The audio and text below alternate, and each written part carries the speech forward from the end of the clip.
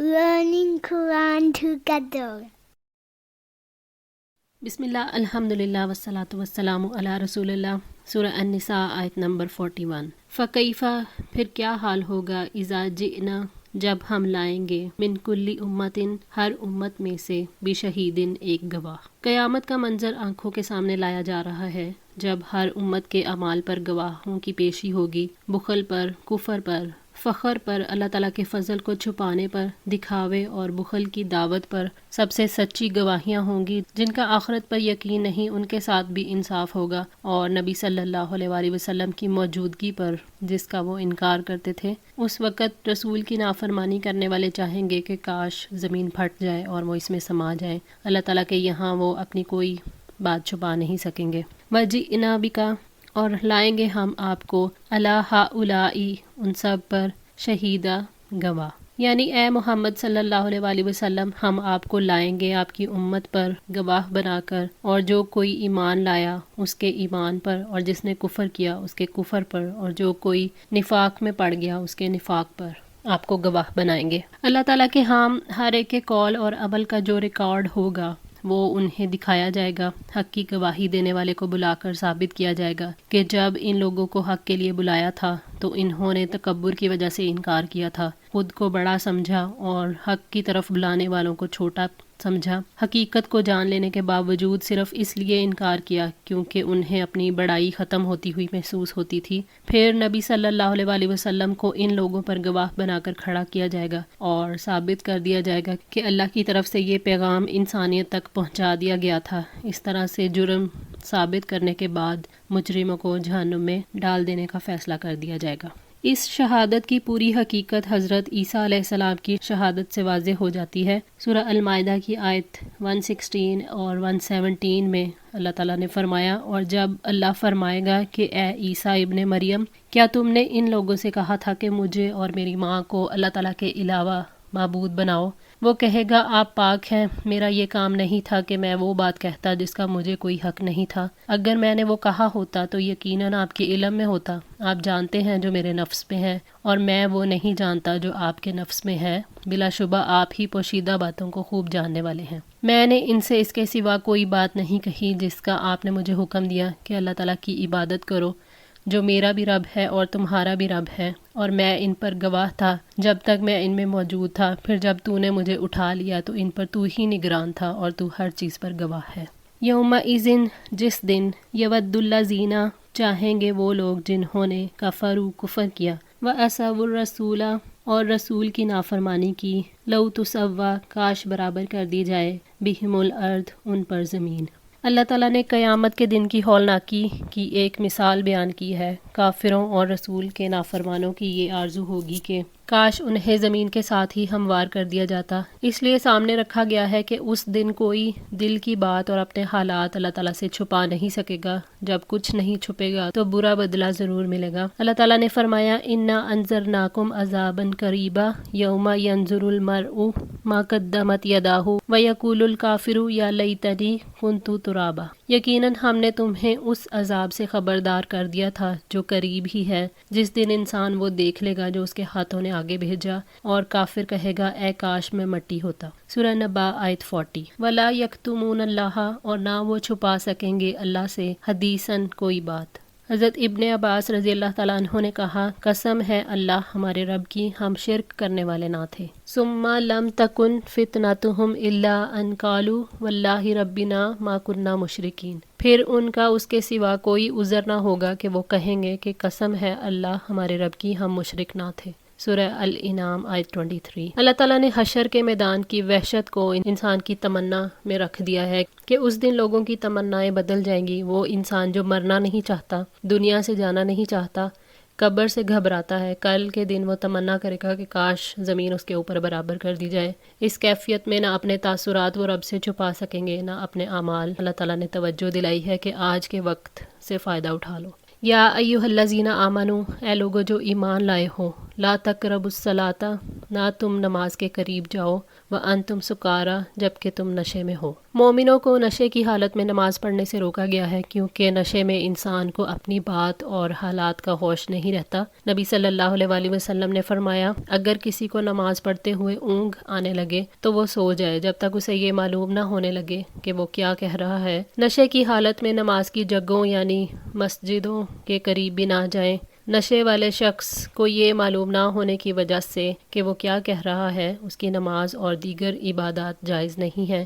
اس لیے اللہ تعالیٰ نے نماز پڑھنے کے لیے اس چیز کو شرط بنایا کہ نشے والا شخص جو کچھ کہہ رہا ہو اسے اس کا علم بھی ہو۔ حتیٰ تعلموا، یہاں تک کہ تم جان لو، ما تقولون، جو تم کہتے ہو۔ نماز اس وقت پڑھو جب تم جان لو کہ کیا کہہ رہے ہو۔ حضرت عائشہ رضی اللہ تعالیٰ عنہ بیان کرتی ہیں کہ نبی پاک صلی اللہ علیہ وآلہ وسلم نے فرمایا، جب کوئی شخص نماز پڑھتے ہوئے اونگنے لگے تو اسے چاہیے کہ نماز چھوڑ کر سو جائے اور نماز اس وقت پڑھے جب اسے یہ معلوم ہو کہ وہ کیا کہہ رہا ہے۔ ہو سکتا ہے کہ نیند کی حالت میں نماز ادا کرتے ہوئے وہ مغفرت کی دعا کرنے کی بجائے اپنے آپ کو گالیاں دینے لگے۔ صحیح بخاری 212۔ نماز پورے فہم اور شعور سے ادا کرنی چاہیے۔ نماز میں انسان کے دل اور ذہن کی حاضری ضروری ہے۔ جس اللہ کے سامنے جسم کو جھکایا ہے اسی کے سامنے سوچ اور ارادے کو بھی جھکا دیں۔ جیسے جسم عبادت گزار ہے ایسے ہی سوچ بھی عبادت گزار بن جائے۔ ولا جنبن، اور نہ ہی جنابت کی حالت میں۔ جنبی کے لیے مسجد میں جانا ممنوع ہے، البتہ اگر اس کا راستہ مسجد سے گزرتا ہو تو گزرنا جائز ہے۔ حضرت عائشہ رضی اللہ تعالیٰ عنہ بیان کرتی ہیں کہ نبی صلی اللہ علیہ وآلہ وسلم نے مجھے حکم دیا کہ مجھے چٹائی پکڑا دو۔ میں نے عرض کی کہ حالت حیض میں ہوں، اس پر آپ نے فرمایا، حیض تیرے ہاتھ میں تو نہیں ہے۔ صحیح مسلم 298۔ اسی کی روح سے حیض والی عورت مسجد سے گزر سکتی ہے اور نفاس والی عورت بھی اسی حکم میں شامل ہے۔ الا عابری، مگر عبور کرنے والے ہو، سبیلن، راستہ۔ جنابت کی حالت میں مسجد سے نہیں گزر سکتے، مگر یہ کہ مسجد سے گزرنے کی ضرورت پڑے تو گزر سکتے ہیں۔ نبی پاک صلی اللہ علیہ وآلہ وسلم کے دور میں صحابہ رضی اللہ تعالیٰ عنہ کے دروازے مسجد کے اندر کھلتے تھے۔ ان کے گھروں میں آنے جانے کا راستہ بھی یہی تھا، لہٰذا ایسے لوگوں کو گزرنے کی اجازت دی گئی۔ حتیٰ تغتسلوا، یہاں تک کہ تم غسل کر لو۔ حضرت عائشہ رضی اللہ تعالیٰ عنہ فرماتی ہیں کہ جب آپ غسل جنابت کرنا چاہتے تو برتن میں ہاتھ ڈالنے سے پہلے اپنے دونوں ہاتھ دھوتے، پھر نماز کے وضو کی طرح وضو کرتے، پھر انگلیاں پانی میں ڈال کر بالوں کی جڑوں کا خلال کرتے، پھر دونوں ہاتھوں میں 3 چلو لے کر اپنے سر پر ڈالتے، پھر اپنے سارے بدن پر پانی بہاتے۔ صحیح بخاری کتاب الغسل۔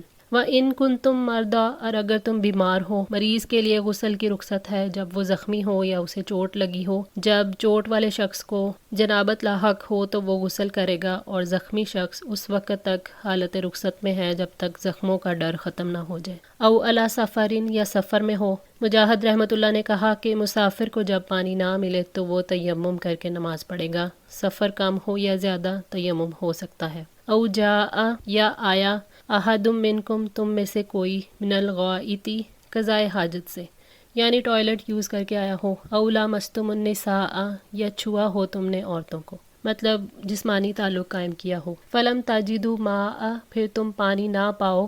حضرت عائشہ رضی اللہ تعالیٰ عنہ نے حضرت اسماء رضی اللہ تعالیٰ عنہ سے ایک ہار واپس کر دینے کے وعدے پر ادھار لیا۔ وہ سفر میں کہیں گم ہو گیا، نبی صلی اللہ علیہ وآلہ وسلم نے اسے ڈھونڈنے کے لیے آدمی بھیجے۔ انہیں ہار مل گیا، لیکن نماز کا وقت آ گیا اور ان کے ساتھ پانی نہیں تھا۔ انہوں نے بے وضو نماز ادا کی اور نبی صلی اللہ علیہ وآلہ وسلم کے پاس پہنچ کر اس کی شکایت کی۔ اس پر تیمم کا حکم نازل ہوا۔ حضرت اسید بن حضیر رضی اللہ تعالیٰ عنہ نے کہا، عائشہ رضی اللہ تعالیٰ عنہ، اللہ تعالیٰ آپ کو جزائے خیر دے، اللہ کی قسم جو تکلیف آپ کو پہنچتی ہے اس کا انجام آپ اور ہم مسلمانوں کے لیے خیر ہی خیر ہوتا ہے۔ صحیح بخاری 336۔ فتیمموا، تو تیمم کرو، سعیدن، مٹی سے، طیباً، پاک۔ تیمم کے معنی ہے ارادہ کرنا۔ سفر میں یا جہاں پانی موجود نہ ہو یا پانی کے استعمال سے بیماری کے بڑھنے کا خطرہ ہو تو پاکیزگی حاصل کرنے کے لیے پاک مٹی کا استعمال تیمم کہلاتا ہے۔ پانی کی عدم موجودگی میں تیمم کرنا گویا مٹی سے وضو کر کے پاکیزگی حاصل کرنا ہے۔ حضرت عمران رضی اللہ تعالیٰ عنہ فرماتے ہیں کہ کسی سفر میں آپ صلی اللہ علیہ وآلہ وسلم نے ایک جگہ پڑاؤ کیا، وضو کے لیے پانی منگوایا آپ نے وضو کیا اور نماز کے لیے اذان کہی، پھر آپ نے لوگوں کو نماز پڑھائی۔ جب آپ نے سلام پھیرا تو ایک شخص کو علیحدہ بیٹھے دیکھا۔ آپ نے اسے پوچھا، تجھے کس چیز نے لوگوں کے ساتھ نماز ادا کرنے سے روکے رکھا؟ وہ کہنے لگا، میں جنبی ہو گیا ہوں اور پانی موجود نہیں ہے۔ آپ نے اسے فرمایا، تمہیں مٹی سے تیمم کر لینا چاہیے تھا، وہ تجھے کافی ہو جاتا۔ اور ایک روایت میں ہے کہ پھر آپ نے اسے مٹی سے تیمم کرنے کا حکم دیا۔ صحیح بخاری۔ حدیث میں ہے کہ زمین کی مٹی خاص طور پر ہمارے لیے طہور بنائی گئی ہے۔ فَأَمْسَحُوا، پھر مسح کرو، بِوُجُوهِكُمْ اپنے چہروں کا، وَأَيْدِيكُمْ اور اپنے ہاتھوں کا۔ صرف ایک دفعہ مٹی پر ہاتھ مار کر پھونک دینا ہے، پھر دونوں ہاتھوں کو ایک دوسرے پر پھیرنا، پھر چہرے پر پھیر لینا ہے۔ حضرت عمار بن یاسر فرماتے ہیں کہ آپ صلی اللہ علیہ وآلہ وسلم نے مجھے کسی مہم پر بھیجا، اس دوران میں جنبی ہو گیا، مجھے پانی نہ ملا تو میں نے مٹی میں اس طرح لوٹ لگائی جس طرح چوپایا لوٹ لگاتا ہے۔ میں نے آپ سے اس کا ذکر کیا تو آپ نے فرمایا تمہیں اس طرح کافی تھا۔ پھر آپ نے اپنے دونوں ہتھیلیوں کو ایک بار مٹی پر مارا، پھر انہیں اپنے منہ کے قریب کیا اور ان پر پھونک ماری، زائد مٹی اڑا دی۔ پھر آپ نے بائیں ہاتھ سے دائیں ہاتھ کی پشت پر اور دائیں ہتھیلی سے بائیں ہاتھ کی پشت پر مسح کیا، پھر دونوں ہتھیلیوں سے اپنے چہرے کا مسح کیا۔ صحیح بخاری کتاب تیمم۔ ان اللہ کانا، یقیناً ہے اللہ تعالیٰ، عفواً بہت معاف کرنے والا، غفورا بے حد بخشنے والا۔ اللہ تعالیٰ اپنے احکامات میں انتہائی آسانیاں پیدا فرما کر اپنے مومن بندوں کے ساتھ بہت زیادہ عفو اور مغفرت کا معاملہ کرتا ہے، تاکہ بندے پر اس کے احکام کی تعمیل مشکل نہ ہو اور اس سے ان کی تعمیل میں کوئی حرج بھی محسوس نہ ہو۔ یہ اللہ تعالیٰ کا خاص رحم اور اس کی مغفرت ہے کہ اس نے پانی کی عدم موجودگی کے موقع پر مٹی کے ذریعے طہارت حاصل کرنے کا حکم دے کر اس امت پر رحم فرمایا ہے۔ الم تر الی الذین، کیا آپ نے ان لوگوں کو نہیں دیکھا، اوتو جو دیے گئے، نصیباً ایک حصہ، من الکتابی کتاب میں سے، یشترون الضلالۃ وہ گمراہی خریدتے ہیں۔ الکتاب سے یہاں مراد تورات ہے۔ اللہ تعالیٰ کی کتاب کسی گروہ کو اس لیے دی جاتی ہے کہ وہ اپنی سوچ اور اپنے عمل کو اللہ تعالیٰ کی رہنمائی کے مطابق درست کر لیں۔ یہاں اس سے مراد یہود ہیں، انہوں نے اللہ تعالیٰ کی کتاب کا ایک حصہ گم کر دیا، پھر جو کتاب ان کے پاس موجود تھی اس کے مقصد سے بھی وہ بیگانہ ہو گئے۔ ان کو اللہ تعالیٰ کی کتاب کے الفاظ تو پڑھنے کے لیے ملے مگر اس پر عمل کرنا نصیب نہیں ہوا، اسی لیے یہ کہا گیا کہ کتاب میں سے ایک حصہ دیے گئے۔ یشترون الضلالہ وہ گمراہی خریدتے ہیں، یعنی گمراہی سے بہت زیادہ محبت کرتے ہیں اور اسے ترجیح دیتے ہیں، جیسے کوئی شخص اپنی محبوب چیز کی طلب میں اپنا مال خرچ کرنے کو ترجیح دیتا ہے۔ بس یہ لوگ ہدایت پر گمراہی کو، ایمان پر کفر کو ترجیح دیتے ہیں۔ گمراہی کفر ہے جس کو انہوں نے ایمان کے بدلے خریدا ہے۔ انہوں نے نبی صلی اللہ علیہ وآلہ وسلم اور ان کی صفات کا انکار کیا جو تورات میں آئیں، تاکہ وہ اپنی قوم کے سردار بنے رہیں اور فضیلت حاصل کرتے رہیں۔ وَيُرِيدُونَ اور وہ چاہتے ہیں، أَن تَضِلُّوا کہ تم بھٹک جاؤ، السَّبِيلَ راستے سے۔ اللہ تعالیٰ نے مسلمانوں کو خبردار کیا ہے کہ یہودی تمہارے خلاف کیا تدابیر اختیار کرنا چاہتے ہیں۔ وہ چاہتے ہیں کہ آپ لوگ حق کا راستہ گم کر دو، جیسے کہ وہ خود گمراہ ہوئے ہیں۔ وہ چاہتے ہیں کہ آپ بھی اس کا انکار کر دو جو محمد صلی اللہ علیہ وآلہ وسلم پر نازل ہوا ہے۔ واللہ اعلم اور اللہ تعالیٰ خوب جانتا ہے، بِأَعْدَائِكُمْ تمہارے دشمنوں کو۔ اس آیت سے مسلمانوں کو تسلی دی گئی ہے، مسلمانوں کے اندر یہ احساس زندہ کیا گیا ہے کہ اللہ تعالیٰ تمہارے دشمنوں سے بے خبر نہیں ہے، وہ تمہارے دشمنوں کی چالوں سے واقف ہے اور وہ ان کی ہر سازش کو ناکام بنا دے گا۔ وَكَفَى بِاللَّهِ اور اللہ تعالیٰ ہی کافی ہے، وَلِيًّا دوست، وَكَفَى بِاللَّهِ اور اللہ تعالیٰ ہی کافی ہے، نصیرا مددگار۔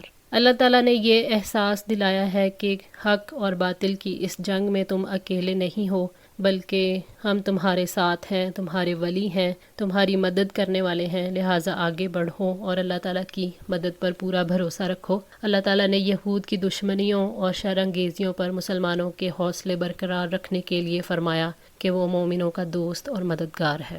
آج کے لیے اتنا ہی۔ دعا ہے اللہ تعالیٰ ہماری اس کوشش کو قبول فرمائے، ہماری غلطیوں کوتاہیوں کو معاف فرما کر ہماری اصلاح فرمائے۔